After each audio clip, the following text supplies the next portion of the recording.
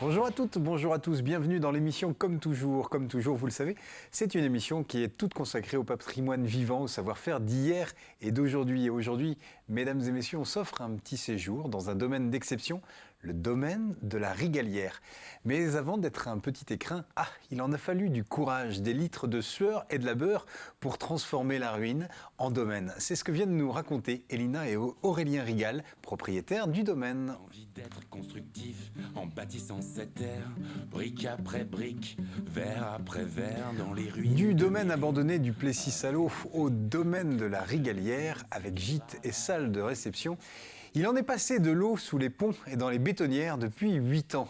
Bienvenue dans un parcours en chantier, en plein cœur du golfe du Placo-Plâtre et de la baie du Carrelage. Pièce par pièce, ou quasiment pierre par pierre, depuis 2013, Aurélien et Elina ont remonté, consolidé, piqué les murs, rendu les poutres apaisantes, donné naissance à une véritable entreprise de travaux pudiques ou quasi tout est fait par eux-mêmes, avec matériaux à portée de main, communs des mortiers, ciment de l'existence, parpaing quotidien. Félicitations.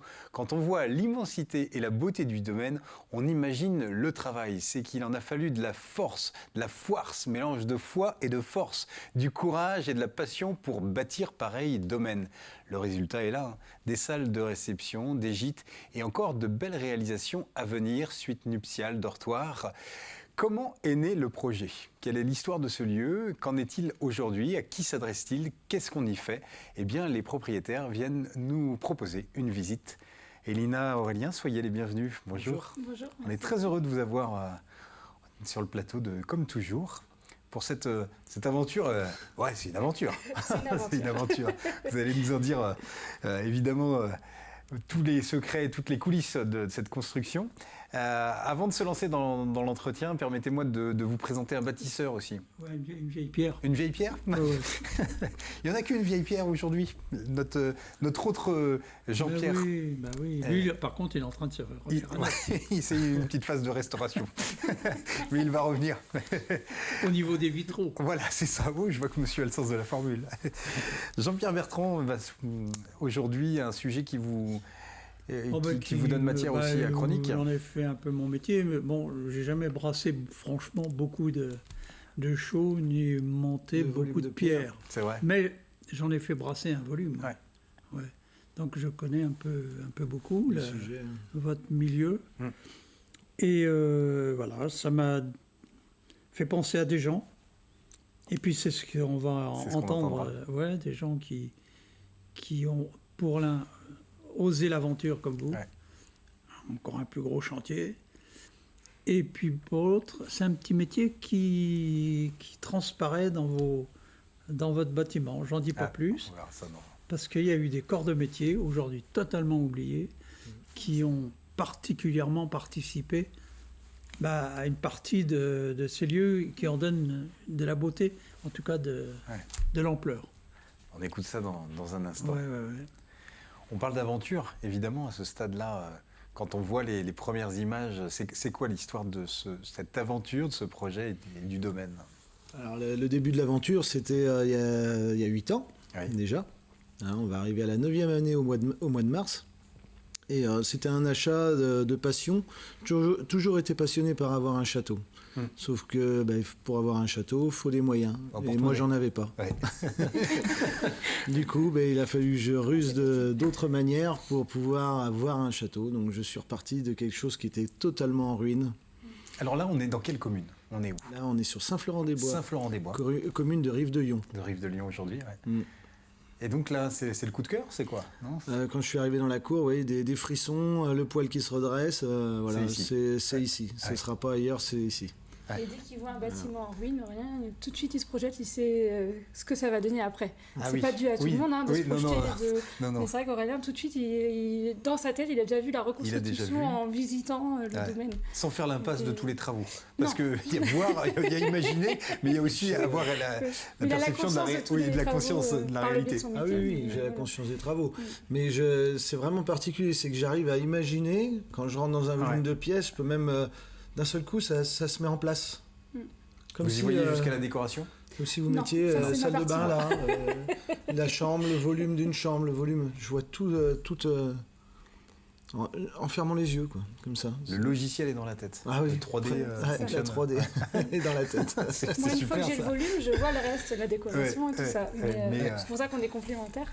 C'est ça. Et c'est vrai qu'Aurélien, il voit vraiment tout ce qui est agencement, et moi, c'est tout ce qui est décoration. Donc, Et entre le rêve ou l'image qu'on se fait comme ça, au premier coup d'œil, c'est assez fidèle avec ce qui est... Parce que parfois, on se rend compte que la réalité de terrain fait que c'est pas possible de cette façon-là. C'est vrai, mais là, ça veut dire que votre perception, elle est aussi très globale. Vous y voyez... C'est vrai qu'au départ, on voit peut-être les choses d'une certaine manière, et après, par des côtés pratiques ou fonctionnels, on modifie un petit peu cet aspect. Mais les grandes lignes sont là, en fait. Les grosses... L'idée première, elle est vraiment de base, quoi. La première idée, en fait, de ce logis, là, où la photo se trouve à côté de moi, c'était de repartir du plan cadastral napoléonien, parce qu'il faut savoir que c'est un ancien logis dit ferme seigneuriale, on va dire. Ouais. Et on voit les images. Lui redonner l'aspect qu'il avait d'antan. Ouais. C'est-à-dire lui redonner, mais en ayant juste un plan cadastral. Ouais. Pas de photos, donc on ne peut pas remettre les ouvertures comme elles étaient. Ouais.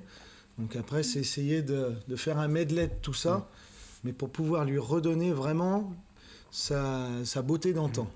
Puis pour respecter aussi tout ce qui est logis vendéen, qui est très typique, cour carrée, fermée, c'est ça. Voilà, tous les bâtiments se rejoignent. Et c'est vrai que là-dessus, c'était aussi notre souhait, parce que ça reste vendéen et ça reste ce logis a une histoire et il faut garder cette histoire, mais on donne toujours un côté moderne, parce qu'aujourd'hui, voilà, on n'est plus en 1540. Mais... ça veut dire que pour les ouvertures, faut les imaginer où elles étaient. Ça veut dire est-ce que les ruines donnent quelques indices au départ? Alors, dire là, il faut savoir lire aussi l'histoire et le mur. Lire les murs. La pierre, oui. La première tranche de travaux, c'était la partie privée qu'on occupe, qui fait 300 mètres carrés. Dans le fond, le logis principal. Cette partie-là, quand j'ai piqueté les murs à la chaux intérieure, la vieille chaux, j'ai retrouvé des portes qui avaient été refermées, maçonnées, et des portes en forme de voûte. En fait, arrondies. Vous aviez des voûtes au-dessus. Donc ces portes-là, j'ai voulu... et elles ne se voyaient pas de l'extérieur. Le granit autour était absent. Ça avait été bien rebouché. Et du coup, moi, j'ai voulu les remettre exactement à l'endroit où elles étaient. Donc j'ai repris exactement les mêmes dimensions par rapport à l'embase, aux évas, ce qu'on appelle les évas, c'est les côtés. Pour pouvoir avoir exactement les mêmes dimensions d'ouverture qu'à l'origine, je les ai refaites exactement pareil. Voilà. Après, il faut faire la commande sur mesure, parce que c'est pas des... Oui, c'est ça, c'est pas standard. On n'a pas du standard. Des fenêtres bâtardes. Et du coup, c'est un bâtiment qui est inscrit? Vous l'avez inscrit ou non, qui n'est pas inscrit? Non, après, l'inscription, c'est un choix qu'on peut faire sur une liste. C'est pas un château. Il n'était pas classé. Il n'était pas classé. On l'a pas classé non. Mais est-ce qu'en revanche, il y a des normes en termes d'architecture, des normes architecturales, en termes des bâtiments de France qui vous contraignent à tel type d'ouverture, non, pas forcément. Étant donné qu'il n'est pas classé, c'est liberté totale. Entre guillemets ce qu'on veut. Oui. Après, nous, c'est toujours dans le respect de la pierre et de ce qui a été fait et de son histoire. Ça, c'est vrai que c'est vraiment ce que nous, on a envie de respecter, c'était l'histoire de ce domaine, parce que ça fait des années que... Si on peut dire la morphologie aussi du bâtiment, respecter sa morphologie, pas dénaturer... Pas dénaturer la principale en base du bâtiment. Et non, pour répondre à votre question, c'est un bâtiment qui aurait pu être classé. Sauf qu'il y a une partie qui a été, dans les années 60, qui a été détruite. Dans cette partie-là, dans les archives, on le retrouve. C'est marqué, il y avait la grande salle où le Seigneur donnait ses audiences, avec une cheminée en granit. Et au-dessus de cette cheminée, il y avait une peinture qui était l'arbre généalogique de la famille possédant le domaine au tout début. D'accord. Cette peinture, elle a été... Et puis malheureusement, on n'a pas de photo. Parce que moi, en tant que peintre, décoratrice, j'aimerais bien le reproduire.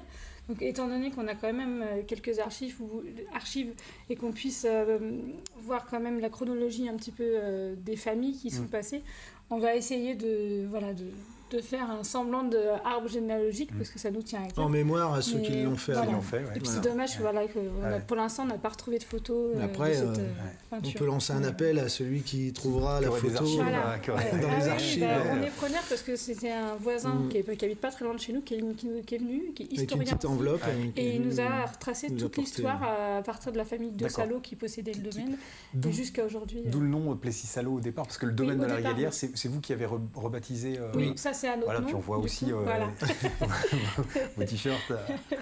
C'est un autre nom, mais c'est vrai qu'à la base, c'était la famille de Salo qui habitait ici, qui avait le château à côté de chez nous, donc au Plessis-Tesselin. Et c'était un endroit de stockage, ce qui est aujourd'hui le domaine de la Rigalière. Et c'est qu'après, le seigneur, il y a eu un... Il y a eu un partage, il a eu 2 filles. Il y en a un qui a eu le Plessis-Tesselin, il y en a une qui a eu le Plessis-Tesselin et l'autre le Plessis-Salo. Et donc, du coup, ils ont fait un logis seigneurial à ce moment-là, un petit peu plus tard. C'est là qu'ils ont commencé à modifier. Ils ont commencé là, et puis au fil du temps, en fait, après, ça a été dans les autres familles. Et toi, tu as acheté...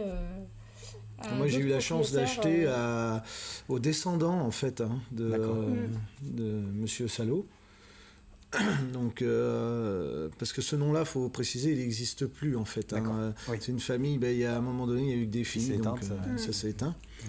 Et moi, j'ai eu la chance de l'acheter à la propriétaire qui a toutes les terres autour et elle voulait pas que ça tombe en ruine, en fait. Du coup, elle s'en est séparée pour ça. Et aujourd'hui, si on en est là, c'est aussi grâce à elle, parce qu'elle a bien voulu se séparer de ce bien qui était déjà, je pense, c'est dur en fait de se séparer d'un bien comme ça, de famille. Et voilà, et franchement, encore aujourd'hui, on lui dit merci, parce qu'on ne serait pas là aujourd'hui, on ne serait pas avec vous. Et quand vous avez le coup de cœur, quelle est la réaction de l'entourage ? Comment ça se passe ? On vous encourage dans cette aventure-là parce que... Alors non. Pas du il tout. était un peu seul au monde, je pense. Moi, j'étais pas là à ce moment-là. D'accord, vous êtes arrivé Moi, plus je suis tard. arrivée après, D'accord. telle qu'une princesse. Quand La c'était maison était faite, voilà. Et puis, on s'est rencontrés à ce moment-là. Et c'est après qu'on a fait toutes les parties professionnelles à ce jour. Mais non, au départ, quand c'était en ruine, moi, j'étais pas là. Et oui, je pense qu'il était seul au monde. Ah oui, c'est vrai. La première personne à emmener là-bas, c'était mon papa. Oui. Et j'ai voulu, parce que mon père, moi, il faut savoir pour la petite anecdote, j'ai repris la suite de mon père en tant qu'artisan maçon. Oui, vous êtes dans le bâtiment quand même. Voilà, ça aide beaucoup. C'est-à-dire ce que vous rêvez, vous savez à quoi ça correspond. Voilà. Et mon papa, je fais, même encore aujourd'hui, il a 73 ans bientôt. Je prends conseil auprès de mon père. J'ai besoin de ça. Et du coup, la première chose que j'ai faite, c'est l'emmener sur place pour voir le domaine. Et sa première réaction, il m'a dit « Mais t'es complètement fou, il y a toutes les couvertures à reprendre en même temps. » Il a au moins 10 ans de boulot. Et il n'aura pas de tort parce qu'on arrive à 10 ans. Et au fur et à mesure, de fil en aiguille, quand on est rentré dans les bâtiments, les uns après les autres, je lui ai dit mais non, regarde, là on va resécuriser les murs comme ci, comme ça. Ici on mettra des tôles provisoirement en attendant de pouvoir attaquer cette partie-là. Cette partie-là on va la sécuriser. La nuit est venue. Le lendemain matin, la nuit a porté conseil. Mon père, il me dit, bon, j'ai vu pour chez toi, il faut qu'on commence comme ci, qu'on fasse comme ça. Et c'était déjà c'était parti. J'ai vu pour chez toi. Ça me le poil rien d'en parler. Mais en fait, il faut savoir que c'est quand même tous les deux de base des amoureux de la pierre et ils ne peuvent pas s'empêcher, ils sont nés comme ça pour construire et puis jusqu'au dernier souffle, je pense que ce soit ton père ou toi, vous allez... Oui, il faut sans doute un brin de folie. Mais t'as suivi quand même. Un peu comme on prend la mer pour faire le tour du monde, il faut avoir un brin de folie. Donc là, c'est pareil pour ce genre de choses. C'est ce qui m'a interrogé quand j'ai vu ça. Puis que quand j'ai vu que vous étiez tout seul à faire votre truc, j'ai dit, bah dis donc, le gars, il a un brin de folie. Il a dit que mon papa m'aide beaucoup. Quand même à deux. Parce que quand vous êtes là-dessus, vous n'êtes pas sur des chantiers. Donc c'est quand même un investissement à la fois financier et physique. Et de vie, parce que vous consacrez des années aussi à la restauration. À la restauration. Il faut savoir que c'est vrai que c'est quand ils rentrent le travail, c'est le soir. La journée commence. Deuxième journée qui commence. C'est le week-end, il n'y a pas de jour. Enfin, les jours fériés, on est content qu'ils soient là parce que du coup, on travaille à la maison. Et oui, c'est des sacrifices familiaux, mais après, on est heureux de vivre où on est et on sait qu'on ne sait pas pour rien. Parce que... Il faut une certaine patience aussi entre ce qu'on rêve et puis voilà, on ne fait pas l'économie du chemin. Paris, c'est pas fait en 3 jours. Donc, c'est ça. Faut cette qualité-là, de la patience. De la patience, oui. Pierre après pierre. Alors de la patience, c'est pas forcément ce que j'ai de plus, parce que moi, il faut que ça aille vite. Comment vous expliquer? Pourtant, j'ai essayé, j'ai essayé. Et non, la patience, non, c'est pas... Non, faut... C'est pour ça que les gens sont étonnés, parce que moi, j'ai ma famille qui est un peu plus loin, du coup, parce que moi, de base, je suis en Juin, donc mes parents viennent pas souvent. Ils suivent le chantier plus... non, mais c'est que les gens qui... Même nos amis, des fois, ils sont pas venus depuis 1 mois et demi, ils disent... Vous vous rendez compte de tout ce que vous avez fait? Donc nous, on est dedans, donc c'est vrai qu'on a l'impression que ça avance pas, mais en fait, ça avance à une vitesse. On est né dedans. En moyenne, on met 8 mois pour finir un bâtiment qui fait... là, les gîtes, ils font 90 mètres carrés, 100 mètres carrés. Donc la salle de réception, la plus grande, on l'a fait, ça a été le plus gros projet, plus grand et plus stressant aussi, parce que du coup, c'est beaucoup de normes.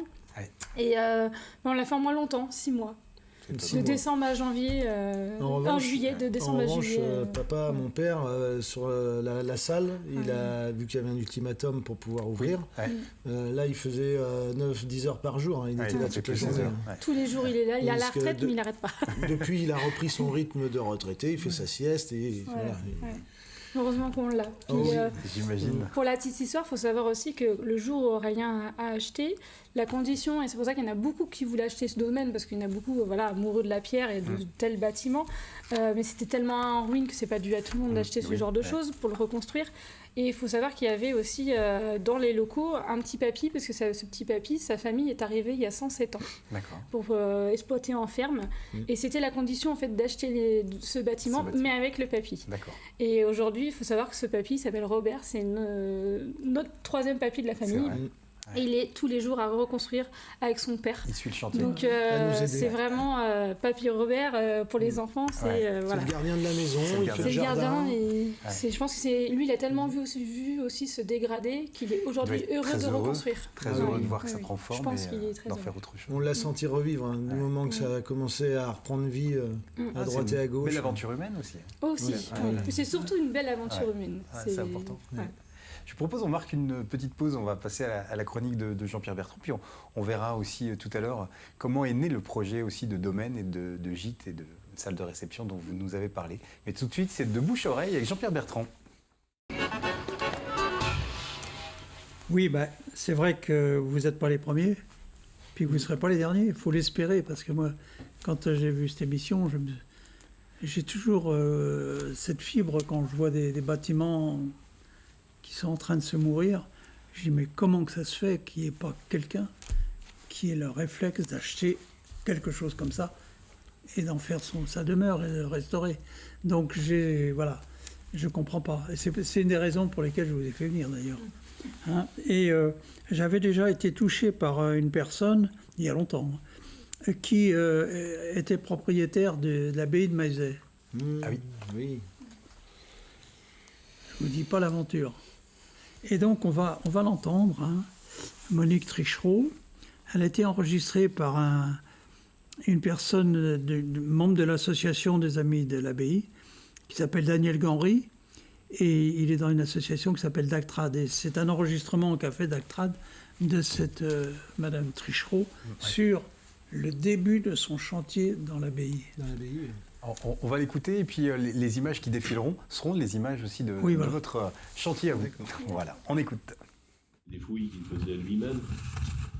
Il les faisait pas parce que tu sais à ce moment-là, c'était des gens qui avaient. Voilà. Je sais pas pourquoi il avait eu l'idée de creuser à cet endroit-là, j'en sais rien. Mais alors par contre, tiens, si tu veux quelque chose aussi. C'est quand on a trouvé le cellier. Oui. On a trouvé le cellier parce que déjà à ce moment-là, on avait décapé, je sais pas moi, 1 mètre de terre à peu près avant. Je sais pas si tu te souviens, on a commencé les fouilles en 54 avec les scouts. Oui. Et il y avait à peu près 1 mètre de terre au-dessus de ce qui est maintenant. entre ce qu'on entend et ce qu'on voit, il y a forcément du cousinage et des parallèles. Oui. Ah bah oui, oui. C'est hallucinant quand même les photos, hein, de voir l'évolution du bâtiment. Ouais. Et donc voilà, et quand on est dans des bâtiments comme cela, il y a un élément qui attire tout de suite l'œil, c'est la charpente. Ouais. Et moi, les charpentes m'ont toujours impressionné. C'est vrai. Parce que quand on sait comment c'était simplement produit, aujourd'hui on abat les arbres.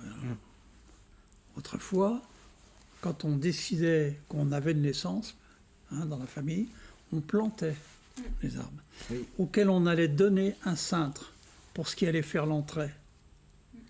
On entretenait pour ce qui allait faire les chevrons, les ceci et cela. Donc c'était déjà quelque chose pour le mariage de celui qui venait de naître, quoi. Hein. Oui. On en était là. Et puis après, on tombait pas ça n'importe comment, etc. Et moi, ce qui m'a toujours le plus impressionné, c'était ceux qui sciaient. Les scieurs de long. Les scieurs de long. Les scieurs de long. Eh bien, on va entendre un témoignage de Louis Rialan, qui se souvient en 1935 d'avoir vu des scieurs de long à Torigny. À Torigny, d'accord. Oui. Ah ben on n'est pas loin de chez vous. Ah ben oui, on n'est pas loin, c'est à 2 km, 3 km. Voilà, donc Louis Rialan. Les scieurs de long. De Torigny. On écoute. Et où est-ce qu'on trouvait le bois de la charpente quand on n'était pas très riche? Chez des propriétaires qui avaient des bois, des chênes qui faisaient scier. Dans le village, il y a eu des scieurs de long. Ils avaient une scie à bannière, ils étaient 2 en bas, puis un en haut qui la relevait. Puis une scie à bannière montée sur une charrette où il avait un tronc d'arbre, et puis sciait jusqu'à moitié. Et puis après ça, le changeait debout. Le gros madrier, les planches, là, il y avait des scies, ils étaient actionnés comme des scies à vapeur pour les machines à battre qui actionnaient les scies. Merci beaucoup, Jean-Pierre. Les scieurs de long. Elina et Aurélien, je me tourne vers vous. Est-ce que dès le départ, vous avez eu ce projet d'en faire un domaine avec salle de réception, avec gîte? Pas exactement. Pas exactement. Ça n'a pas commencé comme ça. Au départ, ça a été donc acheté par mes soins. Ouais. Et du coup, toi, tu es arrivé un petit peu après, comme tu l'expliquais tout à l'heure. Oui, 2 ans après. Et au départ, je voulais juste en faire on va dire une maison de bringues. Voilà. 3000 mètres carrés. Voilà. C'est un grand travailleur, mais... Grand travailleur. C'est un grand travailleur, mais c'est un grand fêtard aussi. Vous pensez. Et du coup, j'ai continué par... après la maison, faire donc cette fameuse salle. Et là, tu es arrivé. Moi, je suis arrivée. La petite salle, ce qu'on appelle la petite salle de séminaire. Ouais. Et du coup, en apprenant à se connaître, ses parents ont un gîte.